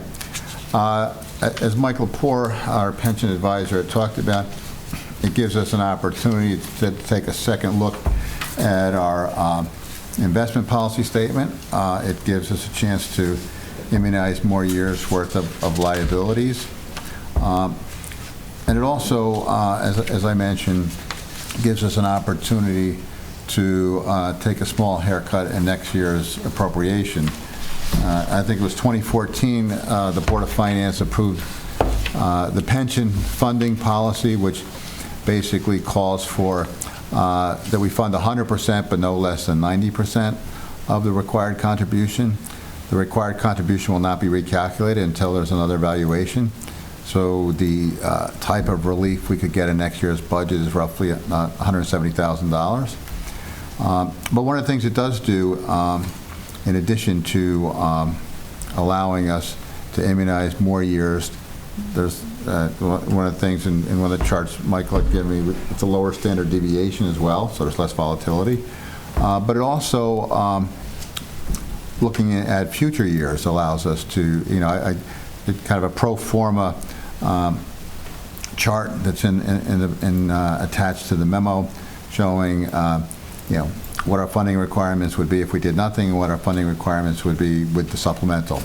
And you can see it has some advantages. I will caution folks though, depending on what happens in the next year or so, or between now and the end of the year, when we do our valuation, those numbers could be a little bit different, could be better or worse. But what it does show is it's like if you're paying down an extra payment on your mortgage and you get to reset your contribution, which generally you don't on a mortgage, but if you could, then your mortgage payment would go down. And essentially, the pension fund works the same way. And then, of course, the other $1 million is, if all of a sudden we get a year where, medical costs for the partnership go through the roof, then we have, we would basically appropriate out of that assignment as opposed to taxing for it. So that's the volatility of costs, and the pension aspect is reducing the liability. So. Thanks, Jim. Questions on this proposal to move the $8.5 million from the medical self-insurance fund into the general fund, and then allocate $16.5 million to police retirement fund and reservation within fund balance of $1 million for the health insurance costs? I'll move it. Moved by Harry. Second. Second by Jeff. Is there discussion? Questions from Jim? All in favor? Aye. Thank you. Okay. Item number 15 is to consider and if appropriate approve the following proposed bond resolution. Resolved that the resolution entitled Resolution Authorizing an Appropriation of $5.3 million for the fire equipment project and the financing of said appropriation by the issuance of general obligation bonds of the town and notes in anticipation of such bonds in the amount of not to exceed adopted and recommended for adoption by the representative town meeting. Welcome, Chief. Happy birthday, Joe. Oh, thank you.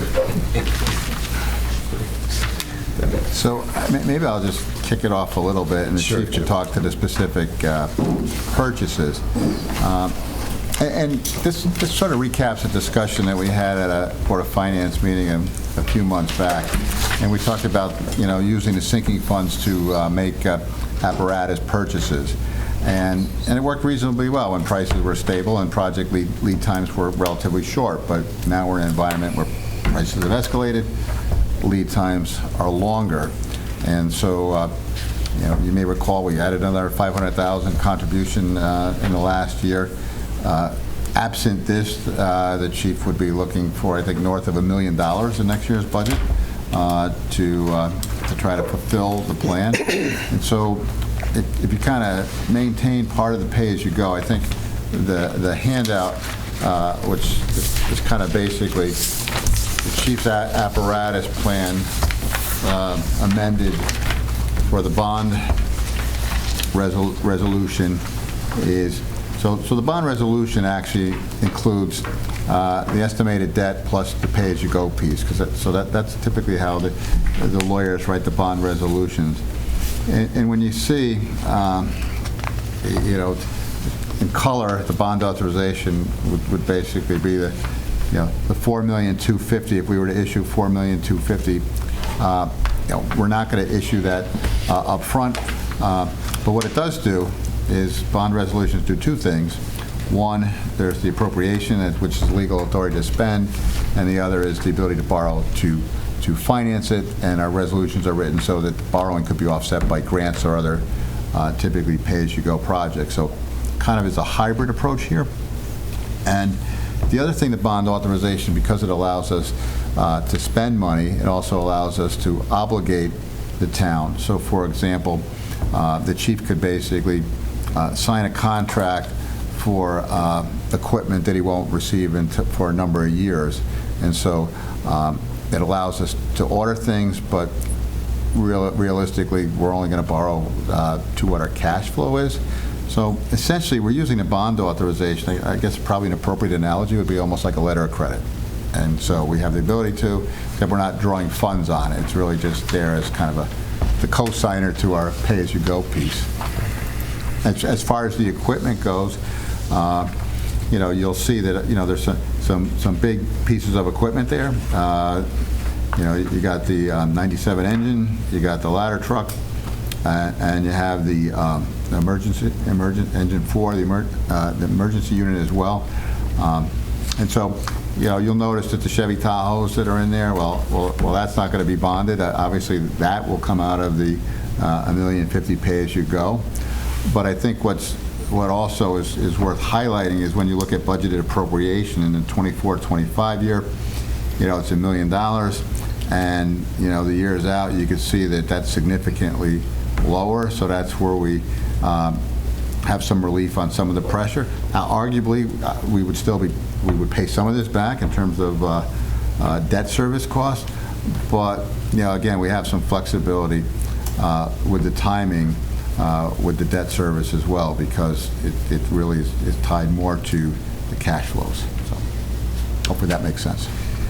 Yeah, I think the letter of credit analogy is good. It enables to recognize the need and sign for a contract, which the contracts are long-term for delivery. Right.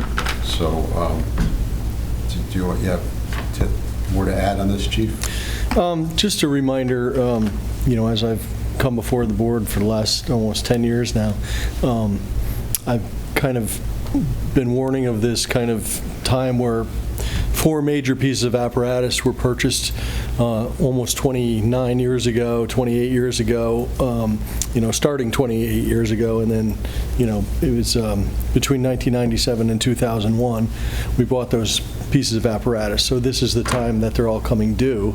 We're trying to spread this out a little bit, and of course, the unanticipated piece was the inflationary environment where the apparatus we purchased in 2022 is now 40% more than it was in just that short period of time. And the deliveries, especially for like a ladder truck, are out 4 years now. So we can place the order and sign the contract and get the apparatus actually delivered in the year that we had anticipated to replace it. So that's some of our goals. And I appreciate how Director Finch, as usual, has come up with a way to be able to address this, which is a little bit less impactful in light of all the other liabilities the town has. Sure. So there's, maybe if you just recap for us which are going to be purchased when. I see that in 27, 28, you're anticipating, I guess, delivery of the E1?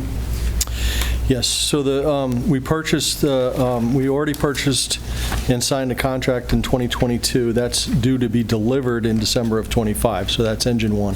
Basically, the commission has gotten back to doing, and we got a little bit off track when we purchased these in 1997. Volunteer units typically have a much slower and less impactful use, right? Because they're not doing nearly as many calls. So after we purchased engine 5 in 2018, which is the Stony Creek engine, we started focusing on, we'll replace the busier and highest mileage career engine and then move that down to replace the volunteer engines. So they're a little bit mislabeled, but essentially engine 1 is then ordered to be replaced, delivered in December. Engine 9, which is the 2001, it's actually not our oldest, but it is one of the worst shape engines we have. That's ordered, and it's going to be probably a 27 delivery. And then we would anticipate replacing engine 2, but really that is in actuality going to be the next career piece, and we would just move the oldest career piece to replace engine 2 and subsequently engine 4. So Short Beach and MP Rice. And then the rescue, what we don't need to do anymore is that in 1999 we had a very vibrant volunteer rescue squad. They no longer exist. We still have equipment that we carry on the vehicle, but we don't need a custom-built fire engine that would push $1 million, right? So we're kind of going to the box truck. We just need a big storage unit that can drive to the scene. We single driver. We don't need to have, like the current rescue truck has seating for 6 firefighters and air packs, and it's kind of a dual-rolled piece. We just need an equipment vehicle to get that bulky, heavy equipment from the firehouse to the scene in those kind of what we would consider high-risk, low-frequency type events, but the equipment is bulky. It's not what we would use every day. Right. So that would be just a commercial box truck style with just some lift gate and some customizations to carry all that equipment. Okay. Questions? Joe, I have a question. So Chief, engine 4 is engine 1 now? No, I put engine 1 because we're replacing what is the 1997 engine that's currently in Short Beach. We would replace engine 1 and then take the career engine 1 and move that down to the slower volunteer pieces. For instance, currently, and I didn't bring it with me, but it's I always send it to you guys as part of our budget package, is the mileage and the year of the apparatus. So the current engine 1 is a 2015, if I'm not mistaken. It's got 97,000 miles. The 1997 engine that's in Short Beach right now has about 36,000 miles. So the career engine gets used a lot more. Is that station closed now? It's combined with, when we opened Station 9 with the new staffing model, we combined the volunteers from 9's, Engine 2 and Engine 4 are kind of operating as one company now. But they're running those 2 engines. And there's a truck down there, right? Yes. Thank you. Yep. Hey, Tom, on the purchase contracts, are there any price protections, or could we be facing a higher final cost 3 years from now? There could be. I don't have the document with you, but when we did the last purchase, there was a calculation for escalation that wouldn't exceed I don't really recall what the number was, but I could certainly get that to you. Yes, there could be an increase, but it was limited. So the price that they quote at the time isn't 100% guaranteed, but it's also not going to escalate beyond, like double or anything even close to that. But I'll provide that previous contract just so you have some idea what that could be. Thank you. Could that increase be mitigated by a trade-in? It could be. Like, for instance, I think we could get, especially in light of the used apparatus has a higher value than it used to. We quite frankly didn't get a lot of even interest in some of the apparatus when we tried to sell it outright, or the dealers don't really take a trade-in, but the aftermarket people do, but it's not a lot. But I think in the environment we're working in right now, where apparatus is hard to come by, like, for instance, the city of Middletown had to buy a used piece of apparatus just to get by between the order and it being delivered. So I think what I'm trying to say is the value is probably a little bit higher than what we had been accustomed to, especially for that rescue truck. I think we could just sell that outright and make a fair amount of money back. I couldn't begin to tell you what it is right now because we haven't entered it. So, Chief, just for a recap, on the 3 apparatus that are listed here to make up the 5.3, just when would we sign contracts for those, or have we contracts? So in the spreadsheet, I think I have Like the Engine 2, 1997 Engine 2. Exactly, and then in the ladder truck would be this year, and then the next one wouldn't be out until the 27-28 timeframe. So that's when you'd sign the contract? Yes. So that's, okay, so the Engine 4 is 2027, the 2009 ladder truck 1 is, you anticipate this Yeah, but that's a longer delivery, so, you know, that we kind of moved that up a little bit than we had normally would have asked for it. And the 97 E2? That we would sign after July. Okay, so that'd be 2026. Yeah. Okay, so as Jim pointed out, there's like a letter of credit which enables them to enter into those contracts, and then it's up to the town to figure out the best way to finance them, which may be through budgetary process, through debt, or through allocation of fund balance. Okay. Questions from the chief? Actually, real quick, Tom, are there any grants available for the purchase of equipment? Anything that would come from the state or the federal government? There's always a possibility in the AFG grants, which is the Assistance to Firefighter grants, which we apply for every year. We did apply for apparatus in 1 year. Did we get anything? We didn't. Basically, it's like when it comes to the apparatus part of the grant, it's been kind of the analogy is like playing the slot machine, right? You're lucky if you get it.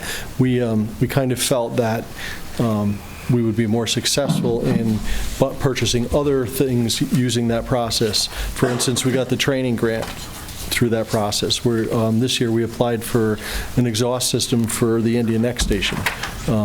It doesn't have a point of capture exhaust, it has kind of a filtration exhaust. So now that we have people living in the station, we felt that that was an important safety, kind of a guaranteed grant as long as, you know, they remain solvent. Right now we're a little unsure what's going to happen with the federal government, but we've had a lot of successful in that, but apparatus is probably not.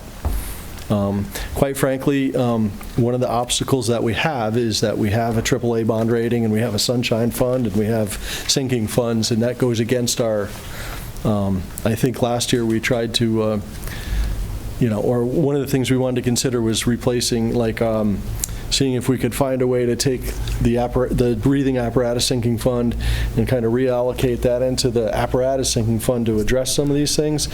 And we just felt that would be a little bit convoluted, and we would have to, you know, you have to be honest in your grant application, right? So that would be a little like sleight of hand that I didn't feel was, you know, we considered it for a second, and then we said, no, that's probably not going to fly, because they are, you know, they do check all of these things. They check your bank accounts. They check your you know, if you say you don't have money for this, you know, you have to show a financial need.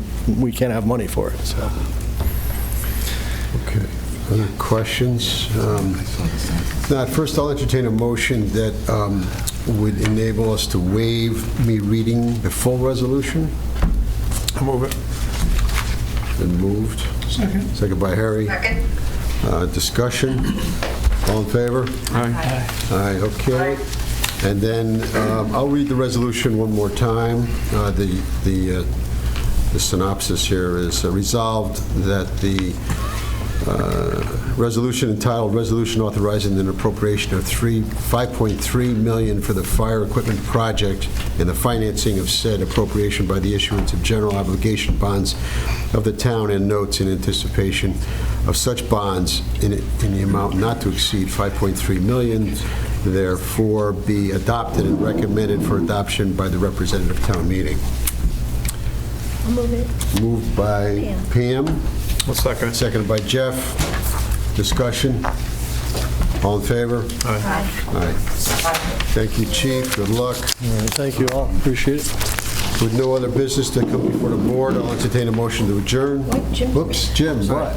So,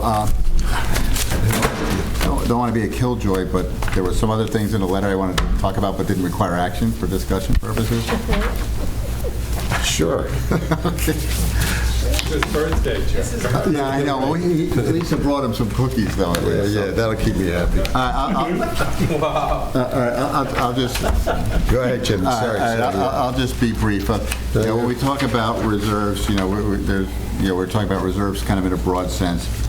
And so there was a couple things. So, for example, based on the reserves in the workers' comp fund and the reserves in the heart and hypertension fund, we feel that we can reduce appropriations into the fund going forward. So we're not appropriating out of those funds fund balance. We just put less into them, and so that's how we accomplish that.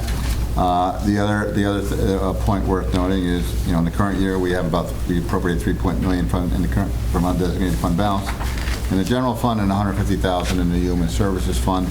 I suspect you may revisit that given the circumstances in the year going forward. Also, when we talk about the town's bonding ability, we've had some discussions with the Board of Ed about possibly looking at some of their pay-as-you-go capital items, which were significant and beyond our ability to fund them next year, as possibly look at a small bond issue and working with the Board of Ed, or I'm sorry, the Superintendent's Office to prioritize those items as well. And then additionally, some of the things that we talked about in the past meetings, down the road, possibly selling assets to use the proceeds to offset costs. We are looking at possibly a way to take some of our reserves and invest them a little bit longer than currently we do. Something that Michael mentioned as a strategy in the pension fund. We may want to apply that as a strategy potentially in the general fund as well. And I realize as looking at the agenda that I guess I had to leave a little early on Friday, but basically I think I left the last page off of my memos, so depending on when I sent it to you, they might be missing a page. So what I will do is I'll distribute that page. The page didn't include any action items. It just talked about working with the Board of Ed and Bond Council to come up with potentially a small debt authorization for some of their capital needs, so it doesn't work at cross purposes with their facilities plan. And then I mentioned the revenue. And also, we talked about working with Branford's delegation to secure grants for the fire station. I think it might be worth noting that as we look at as myself, Joe, and Jamie participate in the school's planning committee, is one of the takeaways I think was that there are programs and rules for getting funding for school construction, but a lot of folks don't follow them. Their legislative delegation gets some special exceptions, and obviously a school project is more expensive than a fire project, so maybe that's where we ask our delegation to put the effort on as opposed to the firehouse. So firehouse we wouldn't get grants, but the school we would get a higher grant reimbursement percentage, so obviously in the end we would get more money. And so again, those are items discussed through the letter, but not requiring an action. So I just wanted to get that on the record. So okay, yeah, thanks, Jim. You did include there's a discussion with regards to the workers' comp trust and heart and hypertension, so that's duly noted, and we'll look for that. Any supplemental pages if you want to send them to us, but that's good. And again, just reiterating, just thank you for the great work on this and the work you do and your team does every day. So thank you. It's a great asset for us, and we much appreciate it. Speaking for the board, I know that. So, okay, Jamie, you have anything? No, just great job all night, but we got a lot done. Certainly, this is, as Jim had noted at the beginning of the meeting, I think really this is just a continuation of really what this board has started discussing over a year ago. Meeting our needs, our liabilities, continue to provide programs and services in the challenging years. I know the board, every year, there's always seems to be new challenges. This is particularly challenging with the reval, which we understood would be recognized early on and be coming. So we're fortunate through the work of the Finance Department, Jim and his board, that we're in a position where we have opportunities to lay out a strategy to keep the services and programs intact, we'll be mindful of the impact on the taxpayers. Thank you for all your work. Thank you. Thanks, Jamie. All right, now, item number 16, I'll reiterate, with no other business to come before the board, I'll entertain a motion to adjourn. Harry. Second. Motion been made and second. All in favor? Aye. Aye. Thank you. This program was brought to you in part through the support of the Town of Branford. Watch town meetings and other videos on demand at BranfordTV.org.